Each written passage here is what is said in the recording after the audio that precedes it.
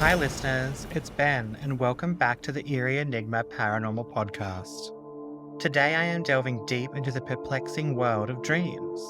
Dreams are like uncharted territories of our minds, where anything can happen. They're vivid, sometimes surreal, and they can take us on a roller coaster of emotions. So, today, we're exploring the captivating topic of dreams. Dreams are a unique and integral part of our lives, often occurring during the rapid eye movement phase of sleep. They can be quite the adventure, resembling real life events one moment and turning into abstract, otherworldly experiences the next. The emotions in dreams can be all over the map, from pure joy to heart pounding fear, anxiety, or just plain confusion. But here is where it gets more intriguing, listeners. Throughout history and across various cultures and belief systems, dreams have held profound significance. They've been seen as windows to the divine, portals to the spirit world, and even sources of guidance. Ancient civilizations often believed that dreams were a form of communication with the divine. People turned to dream interpreters to decipher the messages they received in their dreams. In some cultures, dreams were considered omens, giving insight into the future. I find it fascinating how dream interpretations have evolved over time. Think about the work of Sigmund Freud and Carl Jung. Freud believed that dreams were like gateways to our deepest desires, our unconscious thoughts and emotions. Jung, on the other hand, was all about the symbolism in dreams, those universal themes and archetypes that appear across different cultures. And today, in contemporary psychology, dreams are seen as a way for our minds to process emotions, memories, and even to solve problems. The purpose of dreaming is still an open question, a topic of ongoing research, and it continues to captivate us. I find it so intriguing, to say the least. So listeners, stay tuned as we journey deeper into the world of dreams, exploring various types of dreams, the science behind them, and different methods for dream interpretation. I'll be back shortly.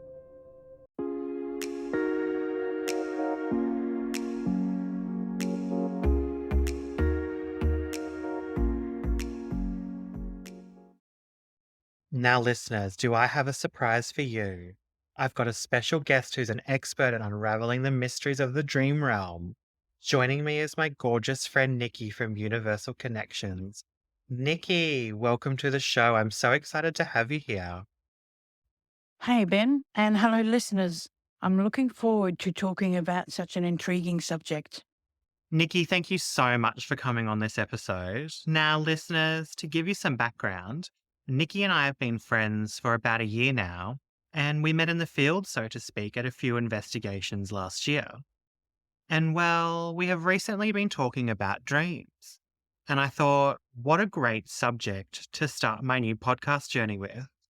So, Nicky, tell our dear listeners a little bit about yourself. Thanks, Ben. Well, since I can remember being as a baby, I have always had the ability to see spirit. Now, when I say see, I mean with my eyes. Yes, I see them with the third eye, but as a kid, I would always see them, and for a long time, it scared the living daylights out of me. And which is for another topic altogether, that when I was 7 years old, I first met a being called a Palladian. So, to cut a long story short, I'm a psychic, necromancer, medium, witch, crystal healer, and I love all things spooky. Elementals, ancient ones, and ancestors. I talk to all of them, and I absolutely love the spirit world. It's truly fascinating to hear about your experiences, Nicky. It's not every day you get to meet someone with such a deep connection to the spirit world. Your journey from childhood fear to embracing your psychic abilities and connection with spirits is both remarkable and inspiring. It's evident that you have a diverse range of talents and interests, and I have so many more questions, and I'm sure our listeners do as well. but they'll have to wait for another episode.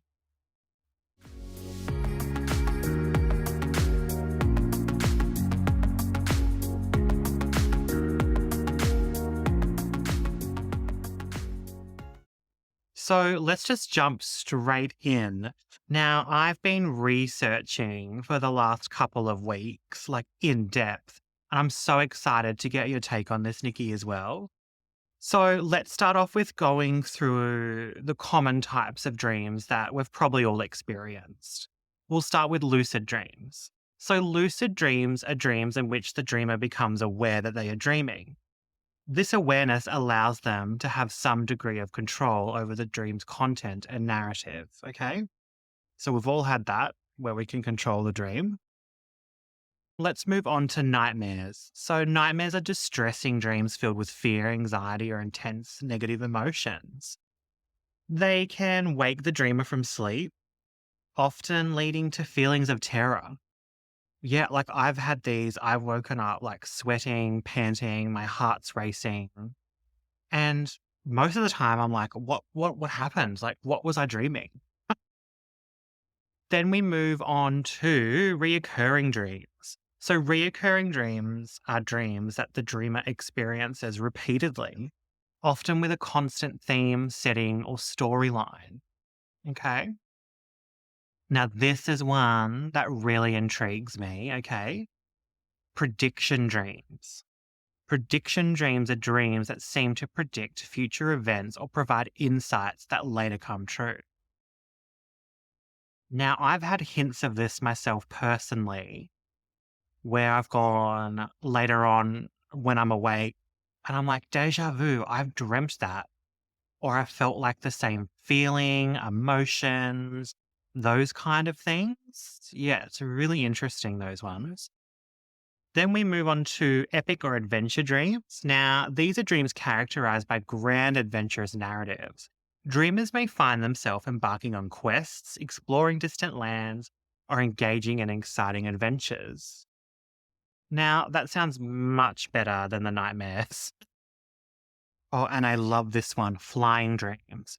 Flying dreams involve the sensation of floating, soaring, or flying through the air.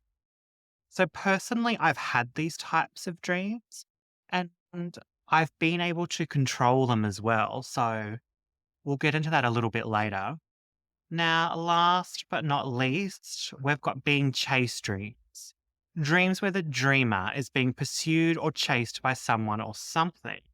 Now, I've had those and I've written a recount from dreams that I had reoccurring during my childhood that we'll go through later as well. So, listeners, it's important to note that the interpretations of these dreams can vary wildly, and dream experiences are highly personal. We have to remember that. The study of dreams continues to be a rich area of exploration for psychologists and neuroscientists, and those interested in understanding the human mind and its subconscious processes, like Nikki and I, and of course, all our listeners tuning in. Dreams are amazing in many ways. They can bring healing and closure. They can bring an understanding to a situation. They can also scare the heck out of you too. I know myself, I've had a few of those. I've had some crazy dreams as well. I've had dreams where I think, why on earth would I dream about that? That makes absolutely no sense to me. And I also know that sometimes it's just as I like to call it, taking the emotional rubbish out and it clears it through my dream state. So dreams can also talk to us, even with those, which I know is another subject altogether, but those that have passed, yeah, they can come visit us in our sleep. And for me, you've just hit the nail on the head. I really want to get into that subject as well about loved ones that have passed over. And even for me, I've had like ancestors I haven't met visit me and, you know, give me certain information on things that I'm looking for. But yeah, we'll get into that later. But those lucid dreams are full on. They're amazing. And those dreams where as Ben, you touched on before, the dreams that you have where you dream a situation or an event and it does happens exact way that you saw it. And it can be 6 days later, 6 months later, or even a year later. But our dreams really expand our knowledge in a lot of ways that we wouldn't even think about in our day-to-day life. And I fully believe that. I believe that during our dreams and our sleep, we do download knowledge that we then use later in our waking lives. So, what else intrigues you, Nikki? Well, Ben, what intrigues me the most about dreams is how these things happen, particularly whether it is a sense of deja vu when they become a reality or our lucid dreaming. That one always gets me. It's fascinating when you're in a dream and you know you're dreaming. I've been in a dream myself where I've actually stopped and I've said, and I've heard my voice go, "Stop, you're dreaming. This is not real. Wake up." And I did. It's dreaming, as I said before, it's a sense of also healing. Dreaming can bring you closure. It can help release emotions. As I know for myself, I've had dreams, like I've said previously, when I'm smashing tomatoes against a tree. I know that may sound weird to the listeners, but in the dream, it helped get the anger out. It was more over a situation at the time, years ago, that I hadn't spoken my truth. So it came out of my dreams. And I tell you what, it was a great dream to have because it released this anger that was building, and it just, boom, did it in a way that it was just simply done. And it's amazing. It even, even now I'm speechless because dreams can take you on the most incredible places, or to the most incredible places, on amazing journeys. Dreams, you can also find yourself and become, how do I word this, more of an understanding with yourself. And it works in the most intense ways. As an example, I lost my cat, my familiar, last year, Trinity. I'd had her for 19 and a half years. And even though being a medium, I know exactly where she is. I've seen her and heard her, not a problem. But I dreamt on and off for probably 6 weeks after, where I held her in my arms and I was saying to my guides and saying to people, "You need to bring her back. You need to bring her back. You need to make her better and bring her back to me because she's my familiar, she's my cat, and you simply can't have her." And this dream kept happening over and over. The only difference was the last one I had was with my mum and dad, who have both passed. And I said to my dad, "You can do something, Dad, please." And he smiled at me and said, "Fred," because it was my family nickname. He said, "Darling, there's nothing. You just need to let her go now. It's time." And it was absolutely horrific, but I handed her over to my dad. And although the grief is still there, I felt a lot lighter because I know for myself I'd been fighting on letting her go. And these dreams were a way of processing her grief, or my grief, I should say, and processing her journey because it's about her, not me. But I had to understand that because I'm the one that's still here. And it was intense, it was hard, but it was also, like I said, like a closure. Healing took place because the dream helped me deal with my grief or release it. Because on the outside, when I was awake, as I said before, being a medium, I didn't need to grieve because I know where she is. Yep, I was sad at the time, It was okay though, because I know where she is. Everything's fine. Everything's good. I kept just telling myself this, yep, everything's okay. It's okay. But when I went to sleep, that's when it came out. So for us, dreams are the most amazing ways to cope, to heal, to understand, and to sometimes just figure out who we are. Nikki, your experiences and insights into dreams are truly captivating. It's clear that dreams hold a special place in your life, offering you a unique lens through which you view reality and gain closure on healing. It's interesting how you mentioned that dreams can help release emotions and bring closure. With a certain situation in my life, I wasn't able to get closure in person, but through my dreams, wow, I got that closure. Your story about dreaming of your cat Trinity and the process of letting go is very touching. I still feel like animals that have passed around me, and sometimes I will see a white blur run across the room and then feel them jump onto the bed. It's nice to know that they are still with me, providing comfort.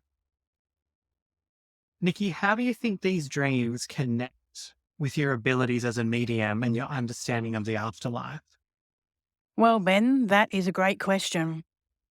For me personally, how I dream, I can put them into categories. And what I mean by that is I can tell, as I said before, when it's just a release dream, or as my guardian would say, taking the trash out with Oh, the release of true. emotions. Yes. Then there are those dreams where, for example, when my mum passed away, I hadn't been able to hear her or see her, etc. Well, on the 8th of the 8th, which is the Lion's Gate, I dreamt very early that morning, and all I saw her was sitting, and I stood up and I had been hugging her. She had the scarf on that I gave her the week before she passed for Mother's Day on. She had it on her. She looked young, she looked vibrant. But you know what the difference was? It was all in black and white. Oh, wow. And for me, when I have dreams like that, when they're in black and white, that's it's a visitation, which I know is another subject altogether. However, that dream, once I woke, I knew where I had been. And in the past, I've also had dreams of some relatives of where I have been attending their funeral, black and white, and 6 months later, they passed away. Or I've had the dream where my auntie passed away, and I dreamt I was standing on a garden, I'm in the grass, and this beautiful big old wooden door, like, in the castles with a big metal Oh, door yes, thing that they yes. pull and open, and it was an arch, like at a Camelot. And on the other side of this castle and from this building was my uncle. And my uncle had passed years and years before. And I watched as my Auntie Enid walked around the corner of the building and got to the doorway, turned around and looked at me, and then walked to the door. And then the door closed. I woke up. To me, that dream or that moment, that is my mediumship in the communication with family, or whether it is my fur babies. So how the way that it works for me is how the dream looks. As I said, mostly it's black and white. Why? I don't really know. It's always been like that, and it's a strange thing compared to me dreaming always in colour. But my mediumship dreams have always been in black and white. And I've asked many, even my guides, why? Why black and white? And my guides just said to me, why not? So, yeah, that's to me how that connection works. That's so cool and so fascinating. And I love that they're like, "Why not?" Exactly, why not? And personally, I can't remember a time that I've had a dream in black and white. Yes, I find that so intriguing how that's linked in with your mediumship. It's so cool. Nikki, I'd love you to share some techniques or practices with me and our listeners that you use to enhance your dream experiences or to gain a deeper understanding of yourself through dreams. Sure, I would love to share. For me, I am a lover of crystals. One of my favorite, ultimate, absolute crystal that I always love and have is a piece of moldavite. And I love this crystal. It is my absolute favorite because I always think of the X Files, not just because it's Fox Mulder, but because it's to do with the, ETs and again, very high realms. It's just one of my favorite crystals. I have a piece of that under my pillow with a tiny piece of amethyst. What I do for myself is I sit down and I have the light off. I don't go into deep meditation or anything. I just ask my guides and my higher self while holding these crystals. I just say to myself, okay, I'm now going to bed. I ask that for any messages or any communication, any healing or closure that needs to take place, I ask that to please do so tonight while I sleep. I ask it to come in the form of a dream. And if I am meant to remember and know it, then I ask for that to also take place. I thank you for that, and I will now go to bed and sleep well. That's what I say. That's all I do. And I literally then just lay down and go to bed. I don't look at my phone. I don't do anything to re wake myself up, so to speak. I don't go to bed expecting anything. I also just go to bed and go, okay, and I just sleep. And that's really all I actually do. It's definitely about not setting those expectations and expecting anything. Definitely. Nikki, I'm intrigued to know, have your experiences with dreams influenced your work as a medium? And do you use dream interpretation in your practice to help others? Another great question, Ben. First part of it, no, it actually doesn't alter or enhance or influence or anything like that to do with how I am as a medium. Have I interpreted with clients? Absolutely. I've had many clients that will sit there and go, I keep having this dream, or I dreamt this and this is what I saw, and this is what I did. And I pick up, well, I either speak to my guide or I pick up on what the client, what's happening. I'm already kind of communicating with them and their guides and mine at that stage. And then what I look at is, okay, it's hard to explain. I just know that the client, I'll say to them, well, to me, that dream represents you literally just releasing it because of this, and this has happened. And my client will either confirm or deny. Most of the time, it's confirm. And we then go from there. Or they'll ask me, why do I keep having this? Why does this dream keep coming back? And I said, well, you need to look at what's happening in the dream. And then we go through that. And I said, yes, but you might be doing 5 or 6 things in that dream, but only 2 of them are the actual things that are important. All the rest means nothing. And we can look at it in a way of how that can bring them closure. A lot of the time, my clients are going through some extreme, intense emotions, whether that's from somebody passing or ending of a relationship or simply lost. So when we do discuss the dreams, that's what we look at and how we go from there. Nikki, thank you. I find your work with clients and their dreams is truly intriguing. The way you guide them through the emotions and the process of identifying the crucial elements within their recurring dreams is quite a distinctive approach. I'm sure our listeners will be eager to dive deeper into the topic of dream interpretation, which we'll be exploring shortly. So genuinely fascinated by your perspective on dreams, Nikki, and how they can impact our lives.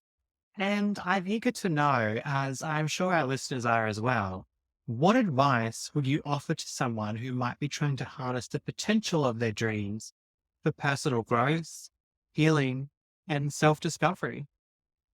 Well, Ben, it actually comes down to the individual. When, for example, from my experiences when I'm working with clients, there are times, and I will say this, that clients don't need me. They actually need to perhaps look at like a medical side of things, whether that be, some, or they might need to go to a GP to maybe perhaps get some counseling, or whether they need to go to a naturopath and it might be minerals that they're missing out on or vitamins or etc. But the way for a person to interpret their own dreams, first off, is always have a journal, have a piece of paper, full cap page, whatever you need, by your bed and a pen. Write the date, even sometimes write the time down. Even if it makes no sense, just write it down. Even if it's jumbled, even if it's all over the place, still write it down. Keep a dream journal and then begin to see a pattern if there is one. Notice certain things. What time is it? Are you dreaming at the same time each night? Are you dreaming as it's coming into a full moon, or do you dream more when it's a dark moon? I do that. I don't sleep well with full moons. Well, not at all. But come the dark moon, I love it. And to me, it's powerful just as much as the full moon. But these are the type of things to note, how you're feeling yourself, physically, mentally, and emotionally. How you dreaming about certain things because of where you are in your life and you have a fear of stepping forward or moving forward. There are ways by simply asking yourself. We all have our own answers, and you don't even need to do what I do. You can simply interpret them yourselves by your own intuition. You can have many people will say to you, well, this is what I think. And you might have 5 people tell you, and number 5 finally resonates with you. The other previous ones go, no, that's no, no, no. Well, that's the same with your dreams. To someone, it might be, they might think, gosh, what a wacko thing to dream about. But to you, you go, no, I know why I'm dreaming about that house, because it was such and such a long time ago. It could be a memory or a reason. I have a friend who's extremely logic, hasn't got an ounce of intuition in her body whatsoever, but she will dream of things like a house. And 4 years later, she thought, well, I haven't had that dream. I don't need to worry about it. Well, she did dream about that house, except that this second time she was inside the house. It was a house that her and her husband, that she hadn't met then, bought. So, yeah, 4 years apart, I know it's a big chunk. But our dreams tell us so many, many things. We just need to sometimes listen and take care of ourselves and just know that whatever we're dreaming about, that it's still going to be okay. I love your positivity here. And I think the main takeaway here is that dreams are highly personal to the individual, and their experiences, circumstances, and emotions have a major impact on interpretation. To sum it up, dreaming is a dynamic process involving wild narratives and emotional content during the REM sleep. With several theories attempting to decipher its meaning and function, the exact purpose of dreaming remains an ongoing area of exploration, with various theories offering different perspectives on its role in mental and emotional processes. Listeners, we'll be back shortly after this short break.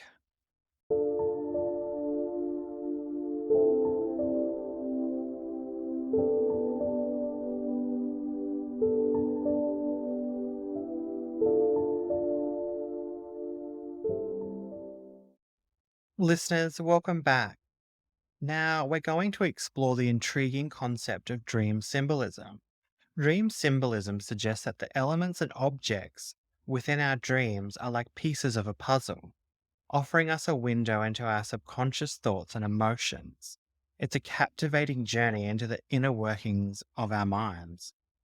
So, dream symbolism, in a nutshell, is the idea that the things we encounter in our dreams, whether they're objects, characters, or entire scenarios, can symbolize deeper, often hidden psychological or emotional aspects of our lives. These symbols aren't always straightforward, they can be highly personal and context dependent. In some instances, symbols may have universal meanings that resonate across cultures. But remember, listeners, dream symbolism isn't a one size fits all concept. The interpretation of a symbol often depends on the dreamer's unique experiences, feelings, and associations. So, now let's talk about some examples of dream symbols that seem to have more widespread universal meanings. Let's start with water. Think of water in dreams as a reflection of your emotions. Calm, clear, waters may indicate tranquility, where turbulent or murky waters could suggest emotional turmoil or uncertainty.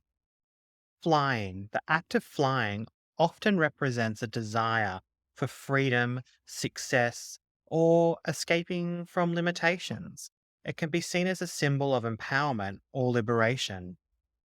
Being chased. If you find yourself being chased or pursued in a dream, it may symbolize avoidance, stress, or unresolved conflicts in your life.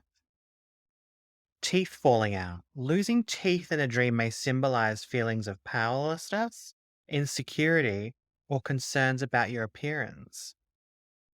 Falling. Falling dreams can signify a loss of control, fear, or failure, or lack of support in your waking life. Being naked in public. Dreaming of being exposed in a public setting often reflects feelings of vulnerability, exposure, or concerns about judgment and social acceptance. So, let's now talk about personalized dream symbols. The interpretation of dream symbols is like deciphering a unique code specific to each dreamer. It heavily relies on your personal experiences and emotions. For instance, a dog might symbolize loyalty and companionship to one, but evoke fear and past trauma in another. Now, to interpret personalized dream symbols, you might want to consider the following. Let's start with emotions. Pay close attention to the emotions you experience during the dream. They may provide valuable clues to the symbol's meaning. Personal associations. Reflect on your personal experiences, memories, or associations with the symbol. What significance does it hold in your life? Context. Examine the context of the dream. The same symbol can have different interpretations depending on the dream's overall storyline and other elements that are present. Reoccurring symbols. If a particular symbol keeps appearing in your dreams, it may indicate an unresolved issue or a reoccurring theme in your life. So, listeners, in summary, dream symbolism introduces the concept that the elements and scenarios in our dreams are like a secret language, offering us deeper insights into our inner world.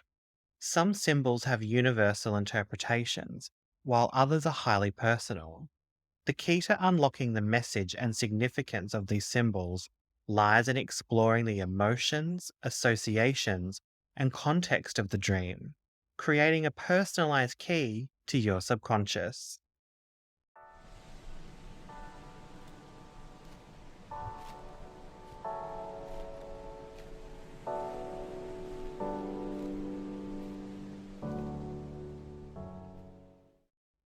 Nikki, what are your thoughts on dream symbolism? And what advice do you have for our listeners who may be interested in exploring symbolism in their own dreams? How can they start to decode their dream language? Well, my thoughts about dream symbolism is, I would say for the listener, quite personal. Now, mind you, there are many books out there by many people about signs and symbols, dream interpretation. There are hundreds and hundreds. I don't have one, but for me personally, most of the time I go with what I feel. And I would suggest that to you, everyone out there, that you're looking at the way as to why that symbol came into your dream. What's going on at the time in your life? Is it about you? Is it about somebody else? Could it be about a situation upcoming or something that's going on in your life then?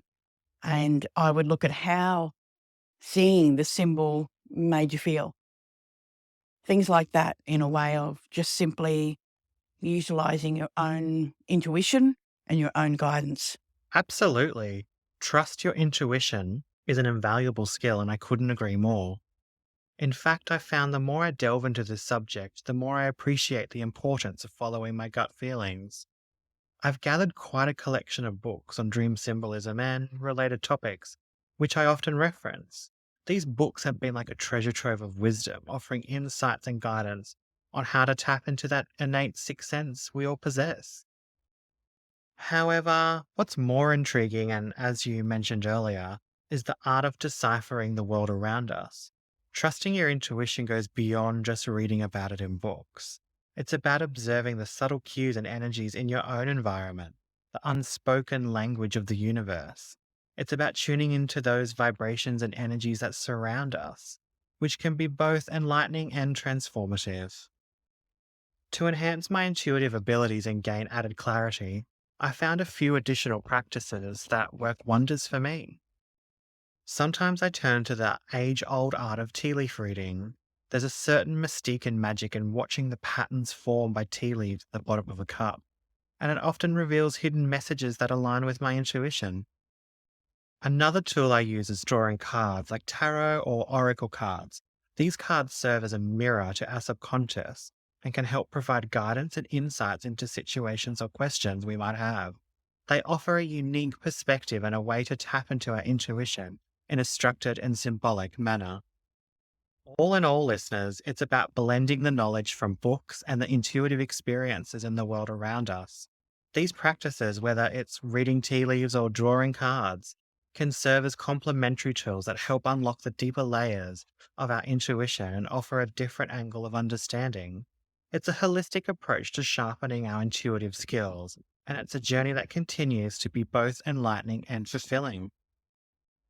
Nikki, in your experience, how can people differentiate between ordinary dreams and those dreams that may contain messages or insights from the spiritual realm? Are there certain signs or indicators that they should be aware of? The best way to interpret what a dream means for you, or if it is in fact a message, is again by looking at certain things. What do you remember? Was the dream in color or was it black and white? Did you see anyone in particular?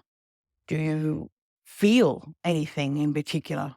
Did you have a great feeling when you woke up?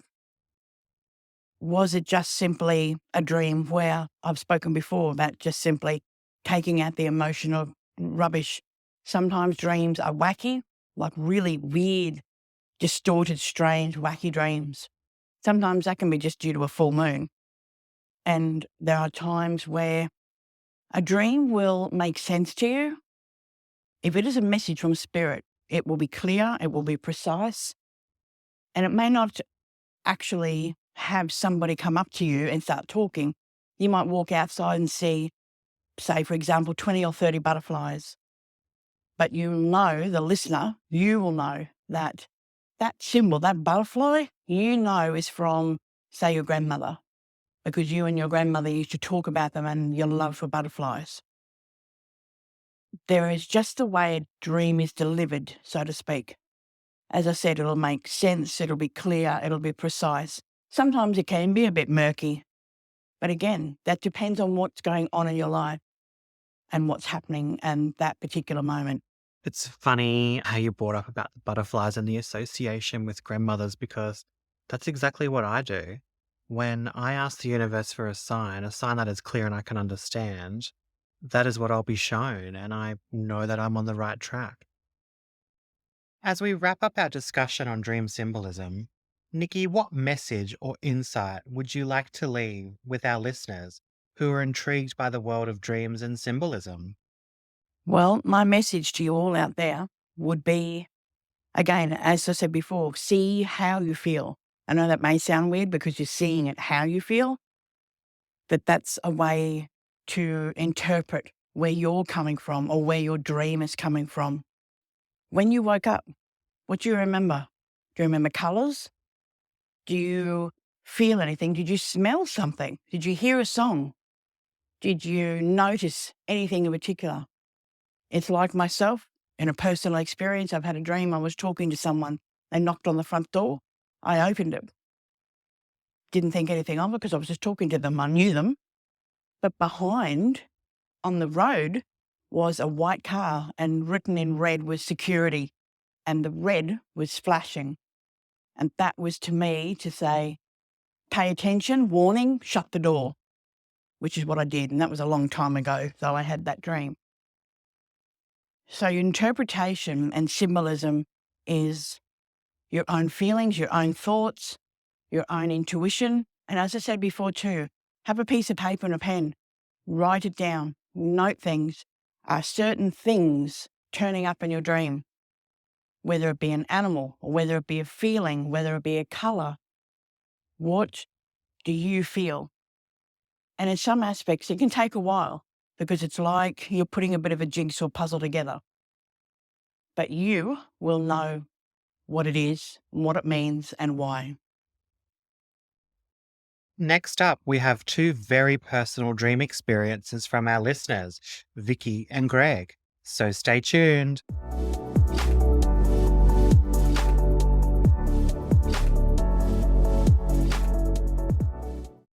So, this is the personal recount that we received from Greg that I'm just going to read out.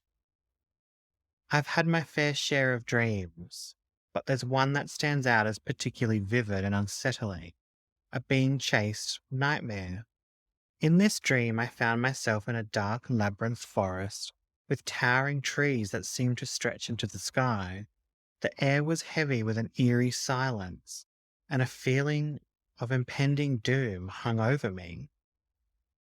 I was running, my heart was pounding like a drum in my chest, but I had no idea why or what I was running from. The forest seemed to go on forever, and every turn I took led me deeper into its depths. My breath came in short, panic gasps as I stumbled over roots and slippery moss covered rocks. Then I heard it, the sound of heavy, uneven footsteps behind me. I dared a quick glance over my shoulder and caught a glimpse of a shadowy figure, obscured by the darkness. It was chasing me with relentless determination, moving faster with every passing moment. The fear that coursed through me was paralyzing, but I knew I couldn't stop. I could feel the presence of the pursuer getting closer, and its breath seemed to tickle the back of my neck. The sensation of being chased was overwhelming, as if an invisible noose was tightening around my throat. My legs ached and I stumbled, but I forced myself to keep going. My only thought was to escape. The dream was a chaotic blur of desperate escape attempts, through thick underbush, over fallen logs, and across shallow streams. I could hear my own heartbeat in my ears, drowning out all other sounds. I didn't know who or what was chasing me, but the terror was all too real. As I sprinted through the forest, I couldn't help but wonder what would happen if my pursuer caught up with me. The dream seemed to stretch on endlessly, and with every step, I felt a growing sense of hopelessness. I knew that in the nightmare, my chances of escaping were slim, and the fear was suffocating. Then, just as it seemed as I couldn't run any longer, I woke up, drenched in sweat and gasping for breath. The relief of realizing that it was just a dream was palpable, and I was left with a lingering sense of unease. Wow, thank you so much for sharing that with us, Greg. Okay, now there is a lot to unpack here, and again, I'm answering based on my own personal experiences.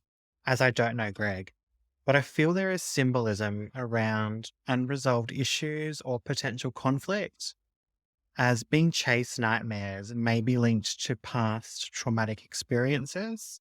So these dreams can serve as a way for our mind to process and deal with unresolved trauma, allowing the dreamer to confront and ultimately heal from these experiences. So, Nikki, what are your thoughts about Greg's personal experience that he shared with us? Do you have any advice for him? Well, that was one heck of a dream, Greg, and thank you for sending that in to us. For me, what I feel is a lot to do with the anxiety, the feeling that life is closing in on you, like you're trapped, and the footsteps, the shadow is whatever the fear is that's going on is manifesting in that way through your dream. I feel for you, Greg, because there's a lot of stress there, there's a lot of trauma, and even a little bit of grief. And my advice would, first of all, to be gentle with yourself. I would also take some time out from life if possible, and even just focus on you on a day to day basis. And Greg, even if you have to break that down to an hour basis, whether it be spending time in nature, whether you're like me, a forest and tree person, or the ocean, or even confronting the fear or your past. That can be full on and that can be intense. And, Greg, it may take a little bit of time, but you can do it because I do feel that you are quite a strong person. You're very grounded. I don't feel that you're all over the place kind of a guy. But I also feel that this can be healed.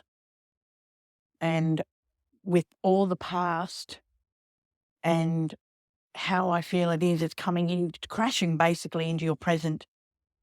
And with the intense anxiety that you're feeling, well, as I said, this can be dealt with, it can be healed, but be gentle with yourself, Greg, and take time, but also give yourself permission to heal, give yourself permission to face the fear, and give yourself permission to know that it's okay and you will be okay. I totally agree with you there, Nikki. It's all about giving yourself permission. And once that happens, everything else seems to fall into place, so to speak. Yeah, definitely. Thank you for that, Nikki. So let me read out the personal experience sent in from Vicky. I had a visitation dream, one that I'll remember for the rest of my life. It was a few months after my mother had passed away, and her absence had left a gaping void in my life. I was struggling to come to terms with her sudden departure, and my emotions were in turmoil. Then one night it happened. In the dream, I found myself in a familiar place from my childhood, our old family house. It was warm, welcoming, and bathed in soft golden light. As I wandered through the house, I heard her voice, a voice that was unmistakably my mother's. It was as if she had never left. Turning a corner, I saw her standing there, just as I remembered her. She was wearing her favorite floral dress, her face radiant and full of life. I couldn't believe my eyes. It was her, standing there smiling at me. The rush of emotions was overwhelming. I rushed towards her, tears streaming down my face. We talked for what like felt was for hours. It was as if we were catching up on all the moments we hadn't been able to since her passing. I told her how much I missed her and how her absence had left a void that nothing could ever fill. She reassured me, her words filled with love and warmth. She told me that she was okay and that she was at peace, and that I shouldn't carry the burden of grief. We shared stories, laughter, and even a few tears. It was so surreal, like she had never left, like she was right there with me, guiding me through the pain. The dream was so vivid, and I could feel her presence, as if I could touch her and hold her close again. As the dream began to fade, my mother held my hand and told me she would always be a part of me. She said that our love transcended the boundaries of life and death. Then, with a final loving smile, she slowly faded away. I woke up with tears in my eyes, but also with a sense of peace and comfort that I hadn't felt since her passing. This dream was a visitation, a precious gift that allowed me to say the things I had never been able to say in real life, and it offered me the closure I so desperately needed. To this day, I am not sure whether it was a creation of my own mind, a result of my deep grief, or if it was something more profound, a genuine connection with the afterlife. But one thing is certain, it brought me comfort and a renewed sense of connection with my beloved mother, and for that, I am forever grateful. Wow, Vicky, thank you so much for sharing that with us. I really felt this personal experience. It's a beautiful, touching moment beyond the veil. Grief is such a complex and deeply emotional experience, and there is some big emotional healing happening here for you, Vicky. Now, Nikki, what are your thoughts and advice for Vicky? Wow. Vicky, just wow. That is simply an amazing and beautiful moment that you had with your mum, because that was a visitation and wasn't just your thoughts or emotional time. It was a visit from your mum, and she is okay, and that's exactly what she was telling you. That's I hope you hold that in your heart and your soul until you both meet again, because you will. And my advice is just to simply bask in that moment of pure love between a mother and a daughter and hold that memory forever, because that was just simply beautiful.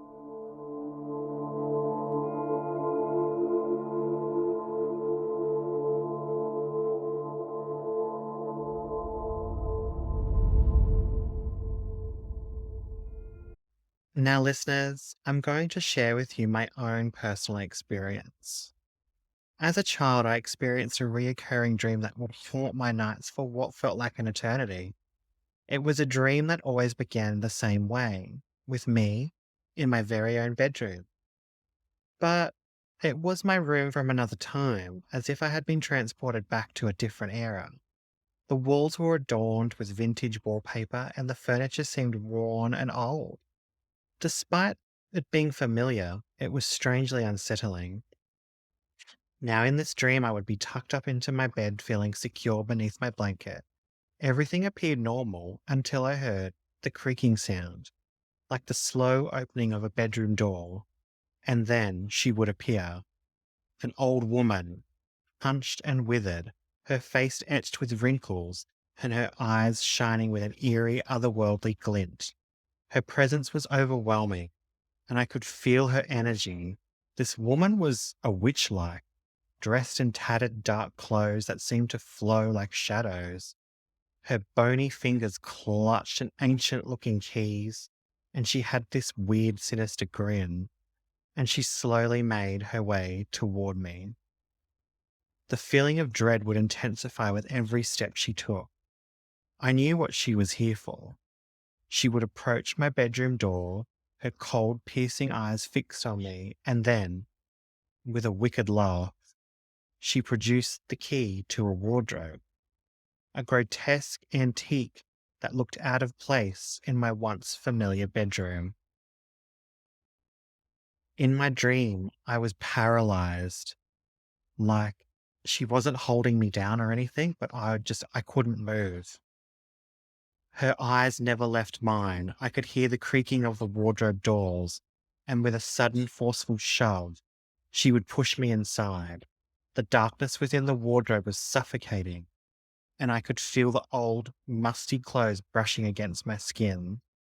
The dream always played out the same way, my heart pounding, trapped inside the wardrobe, surrounded by darkness, unable to escape.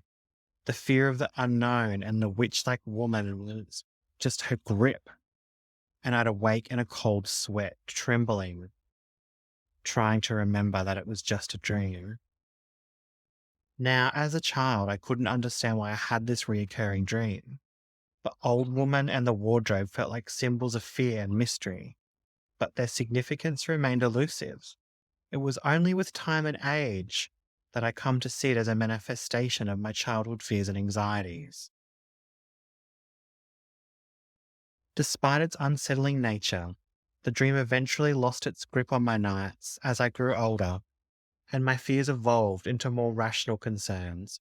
Looking back, I can now see it was a part of my childhood, a strange and eerie memory of a time when the world was a more mysterious place, and my imagination would conjure the most unsettling dreams. Wow, Ben, that's an intense dream to have, but totally understandable. And it's funny, when I was a child, the same recurring dream I would have was I would wake in my bed and I would look down the hallway, and this kind of like robot was dressed in a tuxedo. Weird, I know. And he would walk down the hallway like a robot with his arms, and all that would emanate from him was this sound like a ooh, ooh, that over and over. And he used to get right near me and start to look down, and I would wake up fighting either the sheets, literally fighting, or my mum waking me up, yelling at me to wake up. It was the most terrifying dream that I used to have, and I even nicknamed him the boogeyman. I was roughly 6 years old, and I still dreamt of him until I was around 11. That's how long, on and off, never a certain pattern, until I realized, more so when I was older, that for me, because I could see and do what I did, I had such a massive fear, because I would see spirit before I ever heard them. So I would see things of all kinds, and the fear, not with everything, was absolutely incredible it used to affect me in amazing ways. However, I was probably 2 nights before we were moving out of this house, and I dreamt of it again, and this time, though, I actually sat up in my bed, and I got to my doorway, and I put my hand up, and I said, "Stop," and I woke up, and I never dreamt of that thing, that boogeyman, ever again. That's so intriguing as well, because it's like the fear is more intense when are children because we don't fully understand it. We don't have those life experiences at that point either. And with my experience, how it ended is I remember I got up and I lit the wardrobe on fire in the dream. And then for me, yeah, it stopped.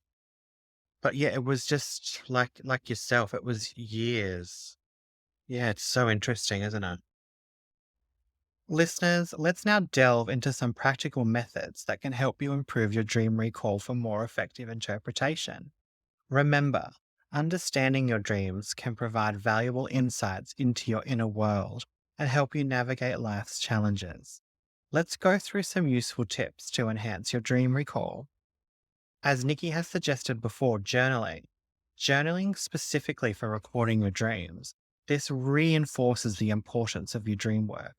And make sure you write immediately as soon as you wake up. Jot down all the details you can remember from your dream. Don't worry about neatness, capturing the essence is what matters. And like Nikki said before, make sure you include emotions and sensations. Describe your emotions, sensations, and the context of a dream. These can be vital for interpretation. Now, this is one that sometimes works for me. I like to draw or sketch. If you're artistically inclined, add sketches or diagrams to complement your written descriptions. As Nikki also mentioned before, make sure you go back and review and reflect. Periodically review your dream journal to look for those reoccurring themes, symbols, or patterns. This can provide insights into your subconscious. Now, this is one that works for me, the use of voice notes. In today's digital age, using voice notes is another practical way to record your dreams. Keep a voice recorder or smartphone by your bedside. Upon waking, speak your dream loud. The benefit of this approach is that it can capture your thoughts and feelings as they are in the moment, without the constraints of writing. These recordings can later be transcribed and written into your dream journal. So, dear listeners, we're here to empower you on your journey to enhance your dream experiences. It's crucial to recognize that there's no one size fits all approach when it comes to exploring your personal subconscious through dreams.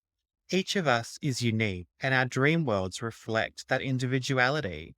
I encourage you to be open, to try and experiment and try various methods to find what resonates best with you and your dream recall and interpretation.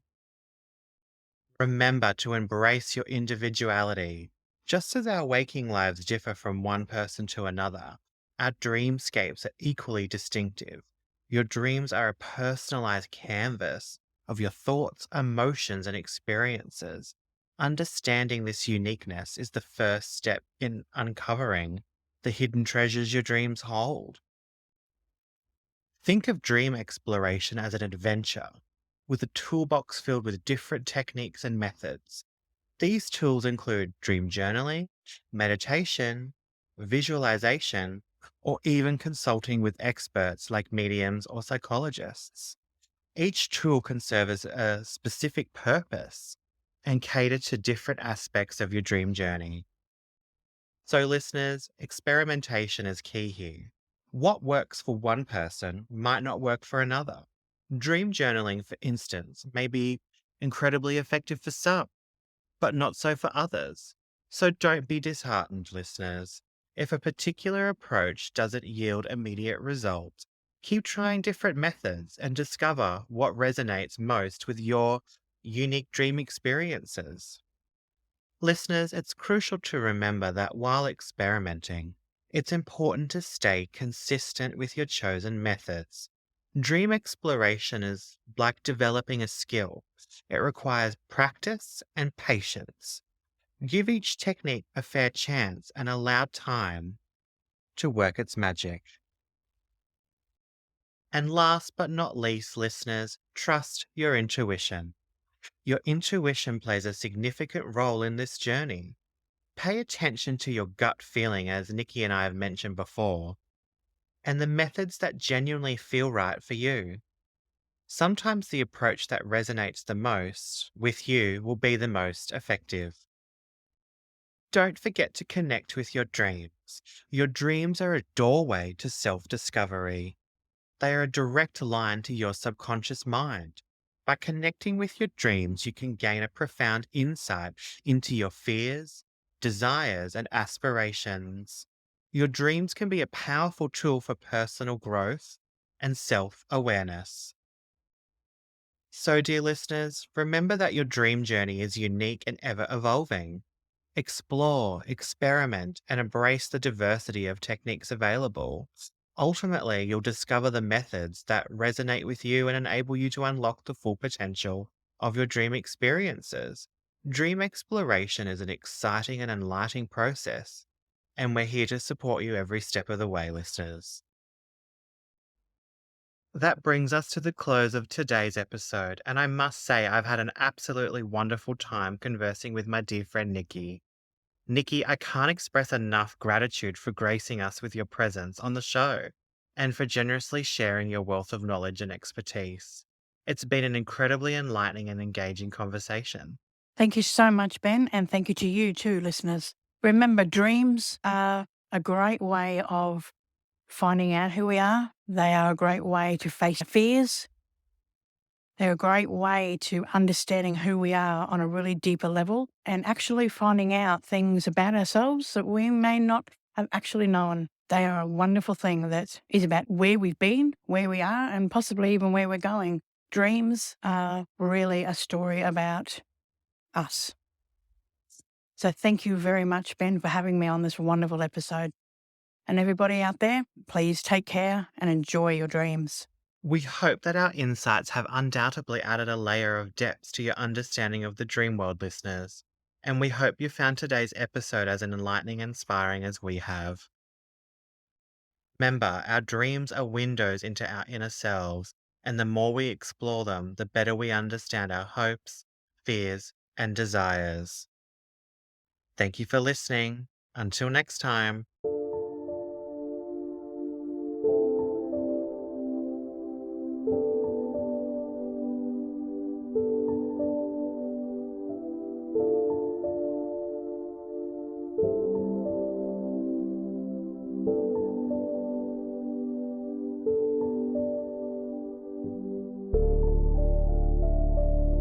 This has been an Eerie Enigma Paranormal with Ben production. Share your captivating paranormal tales with me and you could be featured on an upcoming episode. Reach out to me today and let your voice be heard in the realm of the mysterious and unexplained. Connect with me via Facebook and become part of our journey into the paranormal. Your stories are waiting to be told.